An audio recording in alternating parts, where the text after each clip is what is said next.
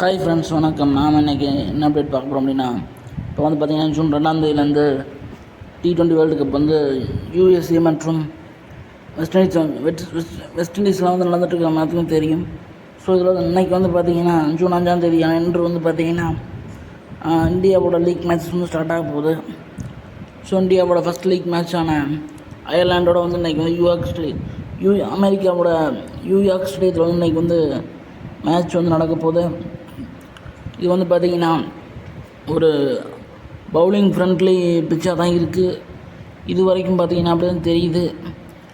So வந்து பார்த்திங்கன்னா first batting பண்ணக்கூடிய அணிக்கு சாதகமாக இருக்கிறதுக்கு அதிகபட்ச வாய்ப்பு என்பது இருக்குது.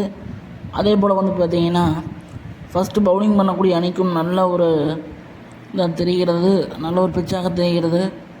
ஸோ அந்த மேட்ச்சில் வந்து இந்தியனில் வந்து யார் யாரும் பிடிப்பாங்க, இந்தியன் டீம் வந்து 13 வருட காத்திருப்புக்கு வந்து ஒரு முடிவு கட்டுவாங்களா அப்படிங்கிற உங்களுடைய எதிர்பார்ப்புகளை வந்து கமெண்ட் பாக்ஸில் போடுமே நான் கேட்டுக்கிறேன்.